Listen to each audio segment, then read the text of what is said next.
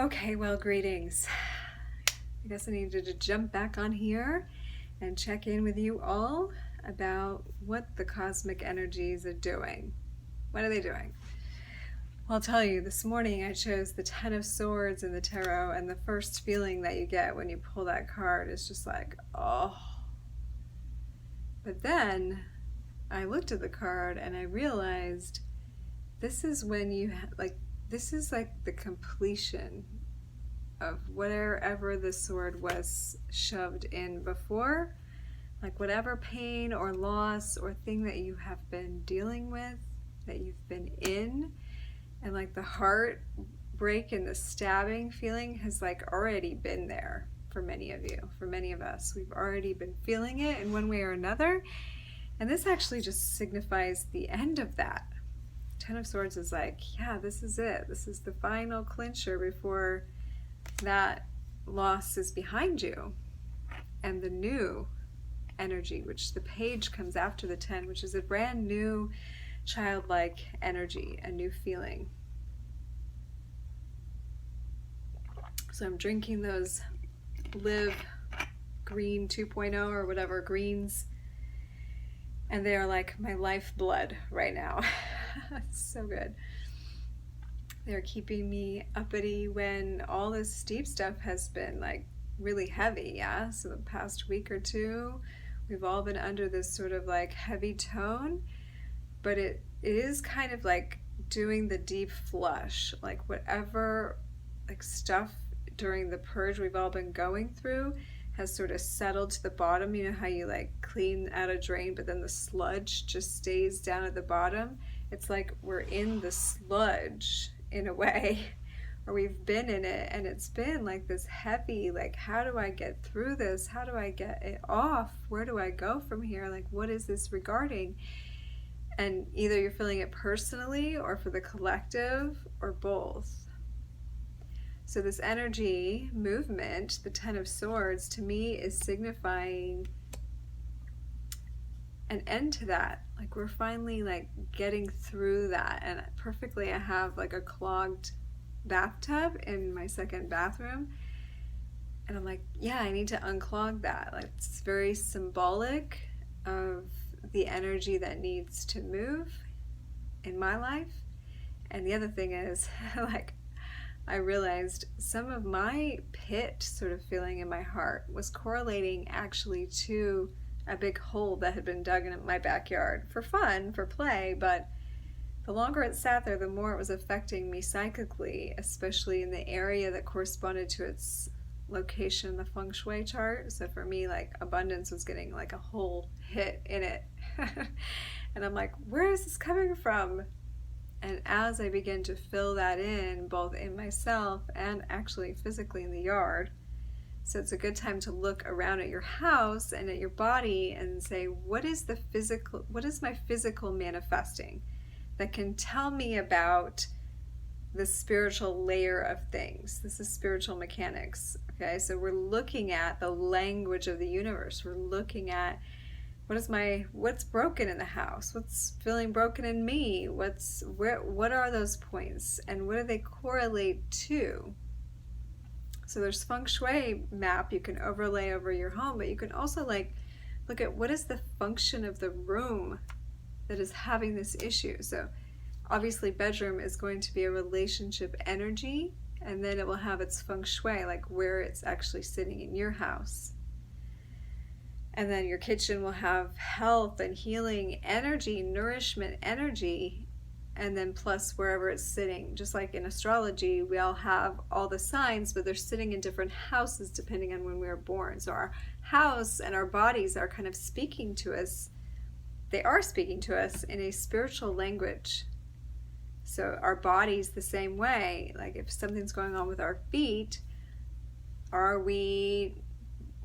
first of all, what do feet do? Stand, take us forward, hold us up, take a stand. Like maybe we don't want to take a stand if our feet's hurting. Or you have been taking a stand so long it hurts and your feet want to rest. Or you're just not fitting into your own shoes anymore. This one's coming up a lot, actually. Are you not fitting into your old shoes? This is actually it. This is the clincher of this Ten of Swords. Like the loss, see the Page of Swords after Ten of Swords is like got a brand new outlook on life. Sees things, even believes differently. Because of the difficulties, the Swords path is a mental path. It's very tantric. It's very much about our beliefs, and life is a very, very much a mental field. And especially right now, the difficulties we've been facing have been largely on a psychological level. You could say we've been in psychological warfare for some time. The battle for consciousness, the battle for our minds, what our minds are doing to us and with us. And before Ten of Swords is the 9 and the 8 of Swords, and these are very much about anxiety and depression and insomnia. And I don't know about you, but I could not sleep last night for anything. Like, this energy has been intensely mental and really going in and stabbing at all those places in us where maybe we've questioned ourselves or life, and many of us that have the tools are using the opportunity to heal those things, but they can also make us feel painted into a corner,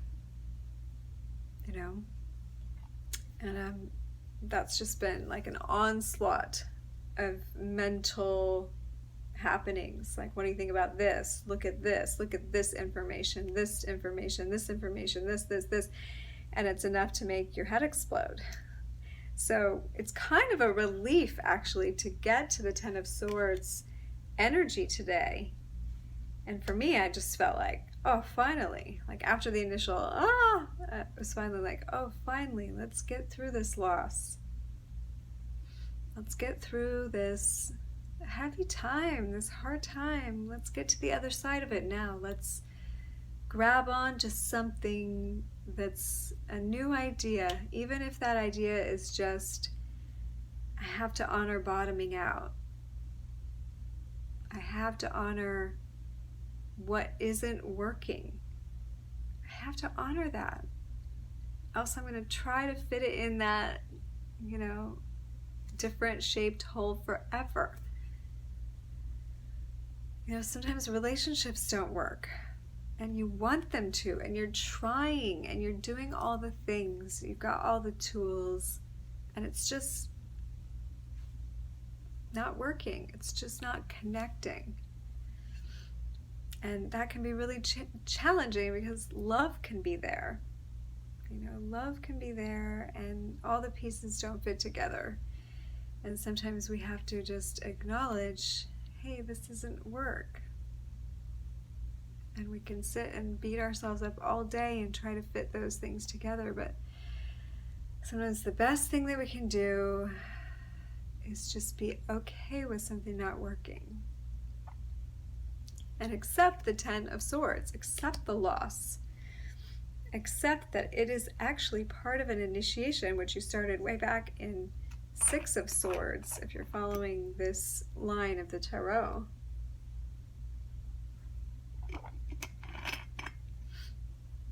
So, with you today, I just wanted to discuss that feeling of the heaviness of the loss. And just like my sister said to me as she was working on me yesterday, doing some distance Qigong, which was so very helpful, along with all the other practitioners that I've worked with during this time that have also been amazing. We all need some work on us sometimes, even your practitioners. A lot of people come and see me, but I have my people too. And one of them is my sister, and she said to me, as I was pulling things up, in the past it's been like heavy things in there that I've needed to move. And she's like, this time it's just like the littlest bit, but more of the good stuff that's wanting to come up, just a little bit of the other. And so that hit me so strongly, and it actually resonated at a much bigger level than just me. I thought, this is actually true for the collective, that it feels like it's a lot bigger than it is.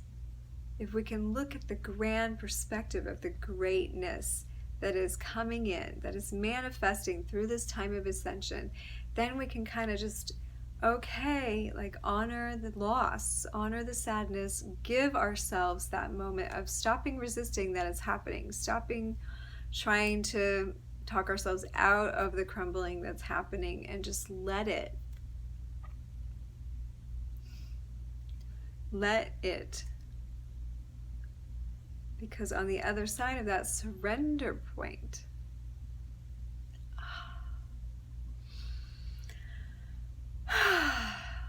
is a much deeper breath of air. And remember, at one time or another, we're all that point for each other where we catch each other, and you never know when you're going to be that person for someone else. And thank you for those of you who've been that for me.